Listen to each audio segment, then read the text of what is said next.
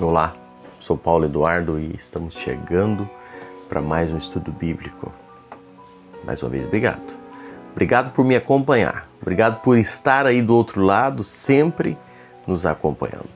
Nós estamos estudando a carta que Paulo escreve aos Gálatas. E eu peço a você agora, se não se inscreveu no canal por alguma razão, se inscreva e faça um comentário, sabe? Compartilhe o vídeo, interaja conosco. É tão bom partilhar da sua interação aqui conosco. Nós vamos para mais um estudo e eu quero convidar você a me acompanhar. Vamos lá? Nós estamos estudando a carta que Paulo escreve aos Gálatas, estamos no capítulo 6, já chegando no finalzinho desse estudo bíblico. Mais de 80 estudos estamos aqui. E estamos falando quando Paulo vem no capítulo 6 falar que se gloriava na cruz de Cristo. Paulo diz que se gloria na cruz. Paulo diz que a cruz é a única forma de exultação dele. Paulo diz que quando nós olhamos para a cruz, nós vimos que estamos crucificados para o mundo, crucificado para nós mesmos. Paulo diz que a cruz cria um novo homem, não apenas uma marca externa, mas um nascer de novo. E ainda aqui no versículo 16, Paulo diz que a cruz traz paz e misericórdia sobre a igreja. Diz assim o versículo 16: e a todos quanto andarem de conformidade com esta regra, paz e misericórdia sejam sobre eles e sobre o Israel de Deus. Meus amados, a igreja, alguns teólogos afirmam e mostram nas Escrituras a igreja como sendo o Israel de Deus. A igreja do Antigo Testamento, do Novo Testamento, são um povo só, povo de Deus. Os judeus, os gentios, que se gloriam na cruz de Cristo, são novas criaturas, são esse Israel de Deus. Conforme muitos estudiosos afirmam, eu gosto muito de ler e observar essas afirmações. John Stott, ele traz alguma luz sobre esse assunto e ele destaca esse versículo em algumas partes bem interessantes. Eu vou trazer para você o que John Stott diz sobre isso.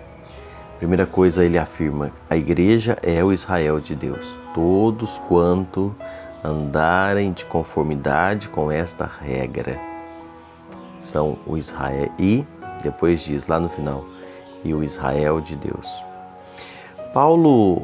John Stott diz aqui que não é feito, não são dois grupos, mas são apenas um.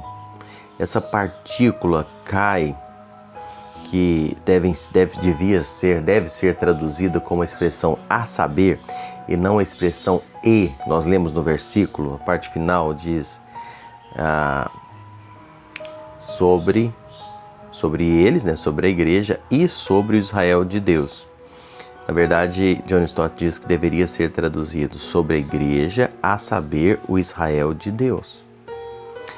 A igreja desfruta de uma continuidade direta com o povo de Deus no Antigo Testamento. Aqueles que são de Cristo hoje são os da verdadeira circuncisão. Filipenses 3:3, Paulo sobre isso. Eles são descendentes de Abraão, Filipenses 3:29 diz. Eles são, Gálatas 3:29 diz, e eles são o Israel de Deus, conforme Gálatas 6:16. Nós hoje podemos desfrutar da continuidade da promessa de Deus, como Deus de Israel, como nosso Deus, fazendo parte daquele povo que o Senhor chamou, restaurou, salvou e levantou para Ele. Hoje nós temos esse privilégio.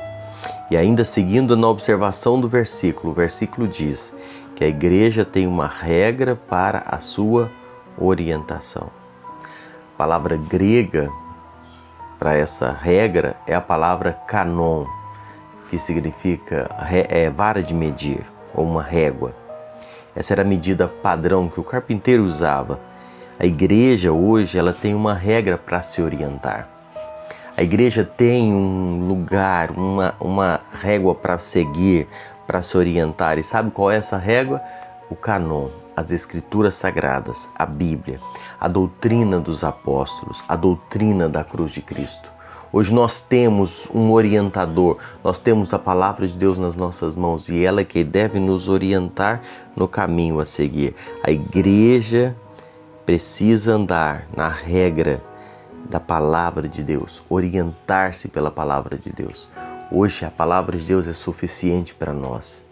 Como igreja, como povo de Deus, nós precisamos nos pautar na Bíblia Sagrada.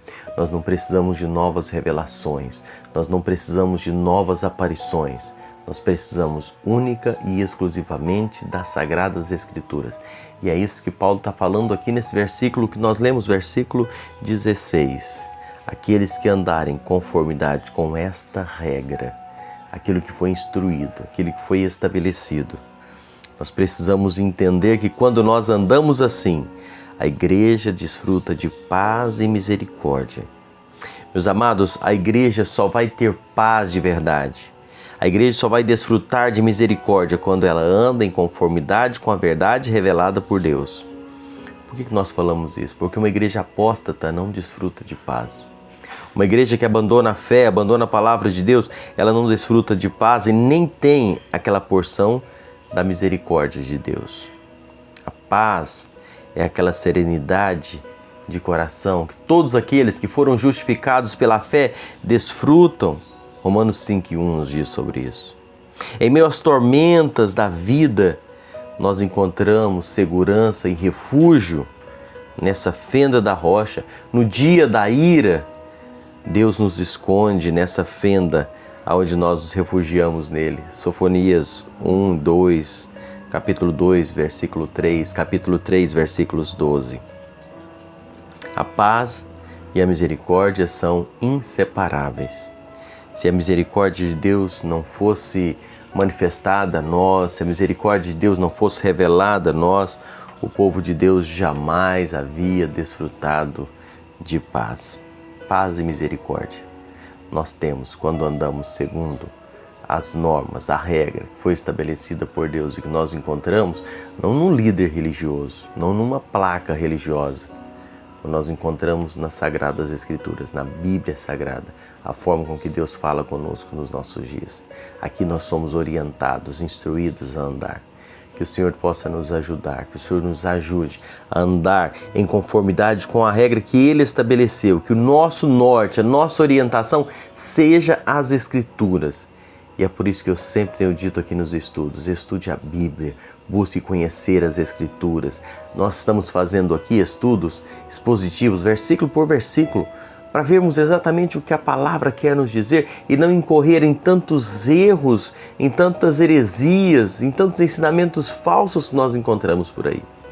Mas ela precisa ser a nossa regra de fé, a Bíblia Sagrada, a palavra de Deus, para desfrutarmos da paz e da misericórdia de Deus que é derramada sobre nós, a sua igreja. Aqueles que desfrutam das promessas de Deus, do Deus de Israel, o Deus que nós temos hoje sobre a igreja, as promessas de Deus sobre nós vamos desfrutar quando estivermos andando no centro da sua vontade. Que Deus te abençoe. Obrigado por me acompanhar em mais um estudo. Espero você no próximo estudo aqui. Todos os dias, 6 horas da manhã, tem estudo novo e a sua companhia é muito importante para mim. Deus abençoe. Fique aí desfrutando a doce paz do Senhor.